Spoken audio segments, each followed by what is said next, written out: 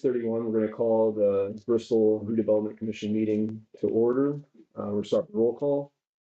Doug Smith. Here. Dean Renfro. Here. Jeff Beachy. Here. Kathy Burt. Here. Greg Tulsky here. Joe.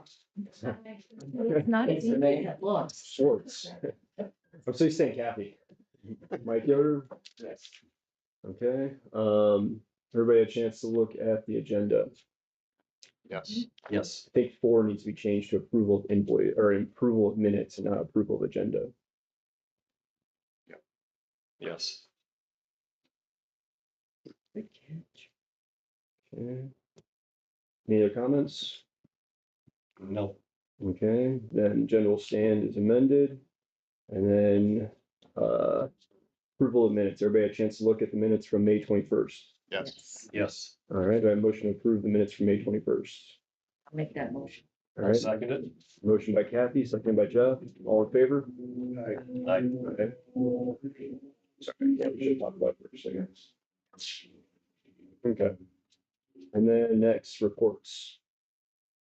Mike?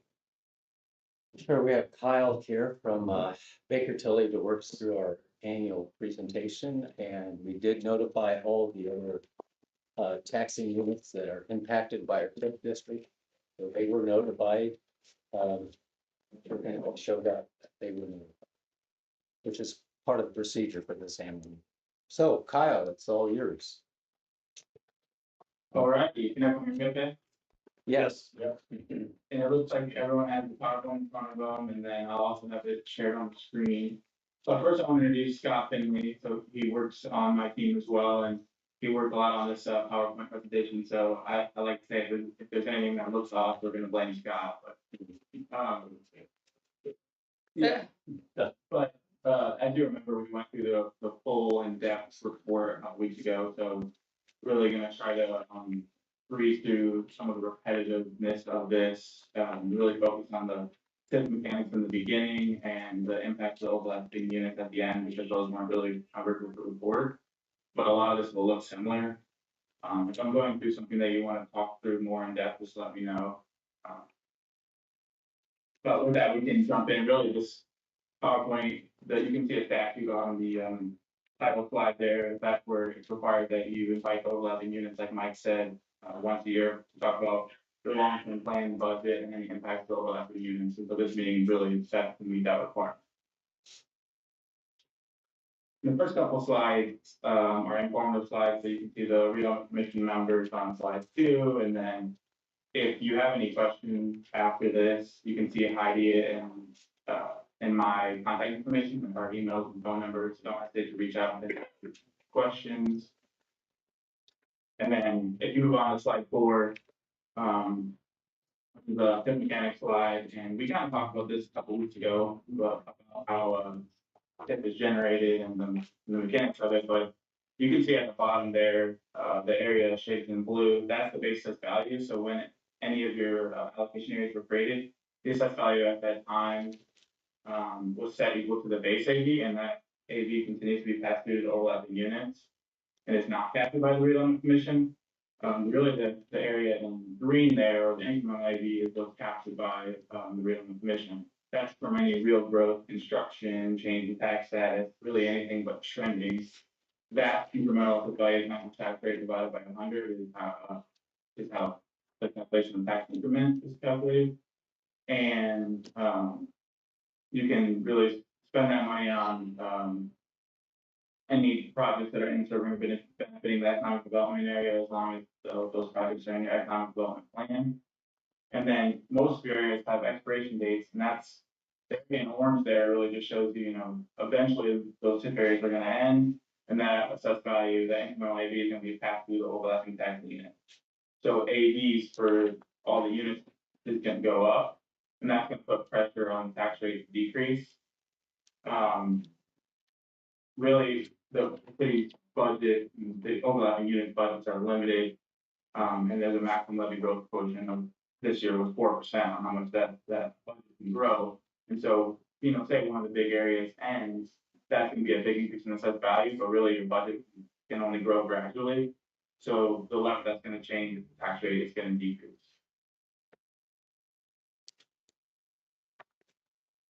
And then the next slide here is the difference between the redevelopment district and economic development area and allocation area. So the area in black there is the redevelopment district.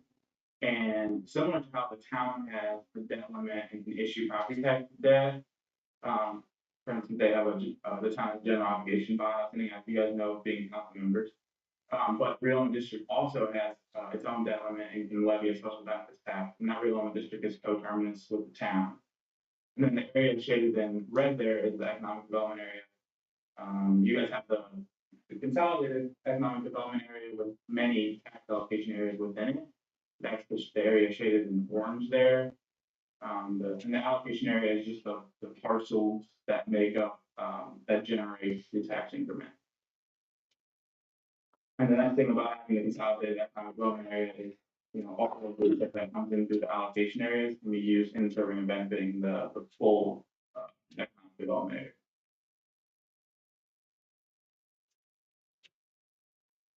And this is a slide that you just referenced on, there's been changes in statute over the years on when areas expired. Most of your areas were established after 2008, where the TIF expires 25 years after the date of first obligation is occurred.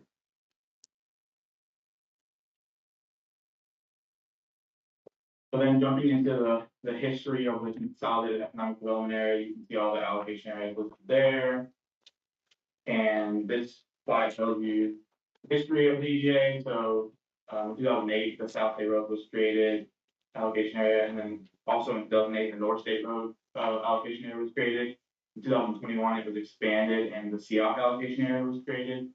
And then in 2022, both the Valmont, Newmark, Thornton Street allocation area and Rail Park allocation area were created. And I referenced the last meeting about maps. So there's a map on the slide there of the consolidated EDA.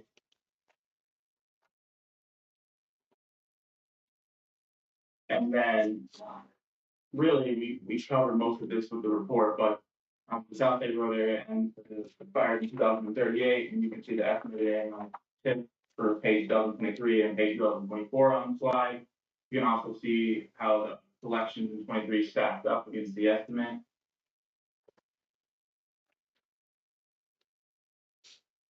And then there's a few outstanding obligations in the South Bay Road allocation area. So you see the general revenue bonds listed there of 2021 and the interlocal agreement for road funding. The 2021 bonds issued over 2.1 million, and there's about 1.7 million outstanding. And more information there on purpose, final maturity. And then with the interlocal agreement, 3 million issued and about 650,000 outstanding. And that was for financing a road project, and the final maturity is estimated to be January 31st, 2026. And we kind of work semi-annually with Mike on updating that outstanding amount.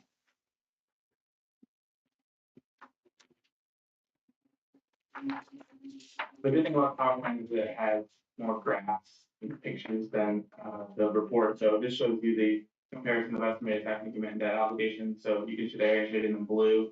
That's the estimated South State Road TIF of over 1.4 million. And then you can see the area in red, that's the general revenue bond, the 21 bond payments, and then the area shaded in gray, that's the interlocal agreement payment.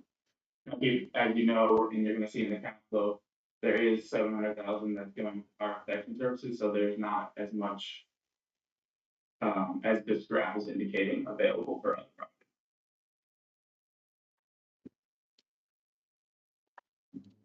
And then this is the North State Road 15 allocation area that expires in 2033.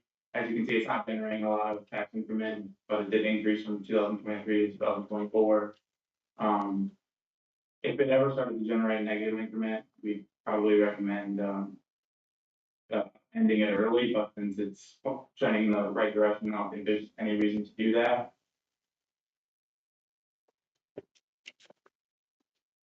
And then the slide on the CF allocation area. We're going to talk about the bond on the next slide, but you'll remember that 80% of real property tax increment and 100% of personal property tax increment is pledged to the repayment of the bond.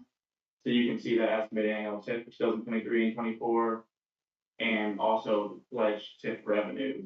So really, the redevelopment commission is holding back 20% of real property, and the rest is going back to the developer for the bonds.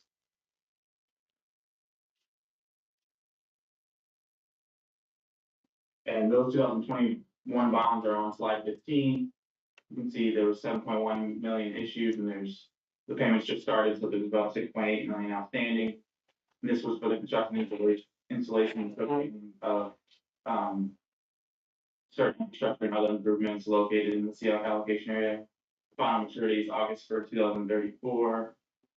And again, it's just payable from 80% of real property, 50% and 100% of personal property.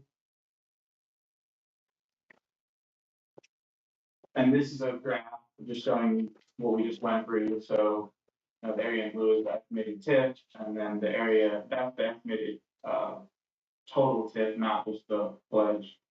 And the area in pink, or the bond payments, that's really all the amount that's pledged back to the bond. So the area in blue there is really the 20% of real property that the redevelopment commission is maintaining.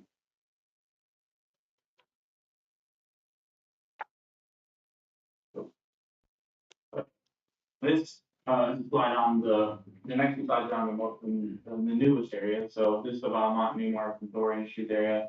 It's estimated to collect 137,000 in 2024, but at full construction and after the abatement, the TIF is estimated to get up to 359,000. And that's just assuming that tax rates remain the same, and just really all the buildings that are partially assessed, fully assessed. This is what that will kind of slowly increase over the 10-year abatement. And then the rail park allocation area, in 2024, estimated TIF of 117,000. No property tax payment on that. The estimated tax income at full construction expected to be around 416,000.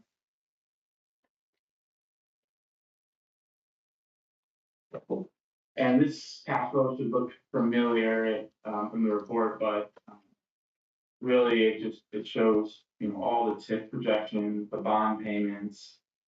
It starts with the current allocation account balance of the allocation fund, about 2 million right here. And then when you look at the estimated revenues and the project expenditures, we're going to cover a little bit more on the next slide. You can see that balance estimated to decrease to 1.7 million at the end of 2024. And when you kind of carry that forward with everything considered, you can see, for 2028, the balance increasing. Mostly that's just because, probably easier to know about projects over the next couple of years, but harder between years 3 and 5. So we'll just continue to update this, with your guys' help and with Mike's help going forward. It looks like they, the capacity to add projects in the later year after the summary. And the projects that we're showing up on that project line are summarized here. Just pointing out the 700,000 for fire protection contract cost that's also on here. Just making that amount of.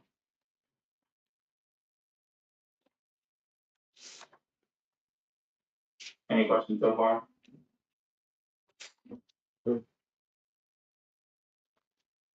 And then moving on to the Bristol East economic development area, separate of the consolidated, and it has its own allocation area that expires in 2039. Estimated annual TIF of 388,000 in 2023 and 515,000 in 2024. So there was some real growth in this allocation area from 23 to 24. There's also a property tax abatement that's rolling off as well, which will lead to more assessed value over time. And then you'll see a similar cash flow here, and really the allocation account balance at the beginning of the year was 579,000.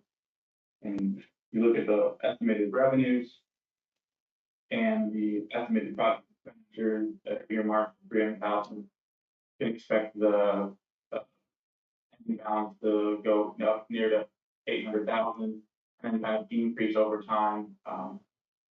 There's definitely capacity for projects to be added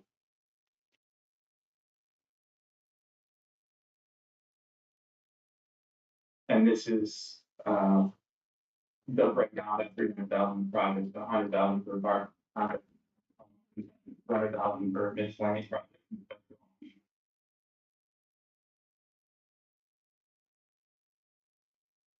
And then one, economic development area, an allocation area that wasn't in the report, the GGT area. This area was created in 2019 and expires in 2044. The estimated annual TIP for 2023 was 244,000 and increased to 270,000 in 2024. The actual collections in 2023 were, maybe Mike knows about this, but we're 179,000, so a little bit lower than we would have expected. And we were able to tell that the collections just came in low in the fall of 2023.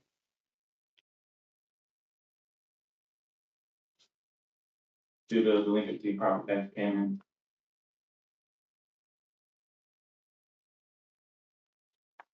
Again, similar to Seahawk, though, most of this TIP is going to an obligation or this GGT reimbursement agreement. 85% of it is. So I think if we do the math on the 270,000, the RDC retains 15%, that's about $40,000 a year. But this was created for GGT to be reimbursed for the right of way acquisition, costs and other things for the said purpose, style, code, drive, and structure. And the reimbursement payments are to be made February 1st of each year, and there's no interest on this payback. And then the reimbursements will cease once all reimbursable costs and expenses have been paid in full, or February 28th, 2034, whichever occurs first. So I think going forward, we'll work with Mike to see how much has been reimbursed so far and track that against the allowable amount.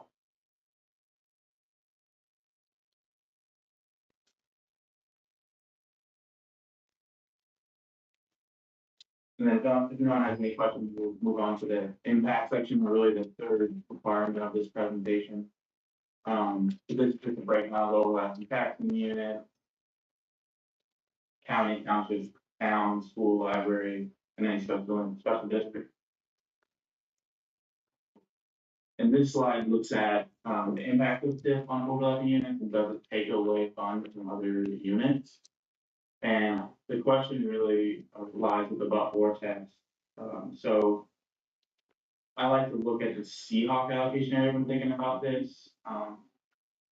Basically, if the increase in assessed value from the new development would not occur but for the incentive or the bonds that were issued, then it cannot be a loss of overlapping tax units, meaning that the company wouldn't have located there but for the incentive that was granted. And so if you can meet that and kind of say that not taking away from other units, and then also TIP just postpones adding new assessed value to the tax base, which postpones the reduction in tax rates that we talked about before. Funds with levy limits and postpones increased revenues from funds with rate limits. Most of your areas have expiration dates, and so that assessed value will come on at some time. And that increased assessed value is then added to the tax base for all the units. This is a slide on a 2016 TIF study done by Larry DeBoer, Purdue, asking the question, does TIF shift revenues from overlapping taxing units? Again, there's no loss. His findings were there's no loss of shifting if the but-for test is satisfied. There's no loss of shifting if there are no other means to fund the incentives or infrastructure besides TIF. And there's no loss of shifting if TIF should fund the purpose for which it is intended and does not continue to exist after the infrastructure is fully funded.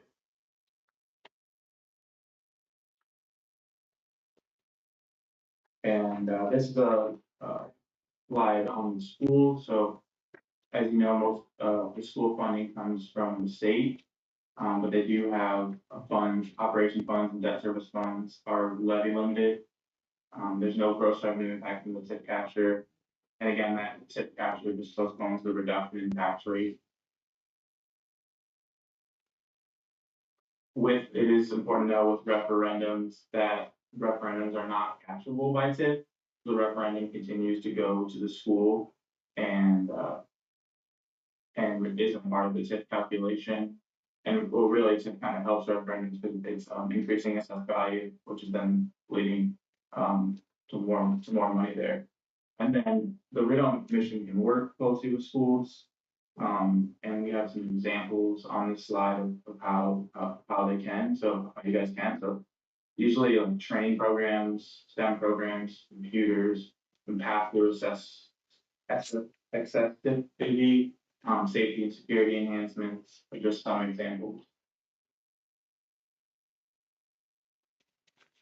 And then this last slide here just shows a breakdown of your guys' of the town tax rate.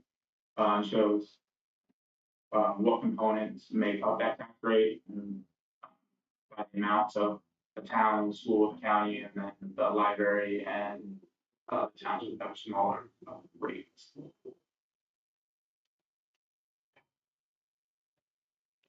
And that's really all. I know I kind of flew through that, but I know I'm not predicting with this one. Oh, thanks, Kyle. Anybody got any questions for Kyle? No. All right, well, thanks, Kyle. You're welcome. Thanks for having us. Okay, anything else? All right, anybody have any comments? I think good information from Baker Tilly. It was good to see where the TIF monies are coming from and where they're allocated to. And also, I think that one of the big takeaways here is that we're using a lot of the TIF dollars for our fire protection that we don't otherwise have. I mean, if you look at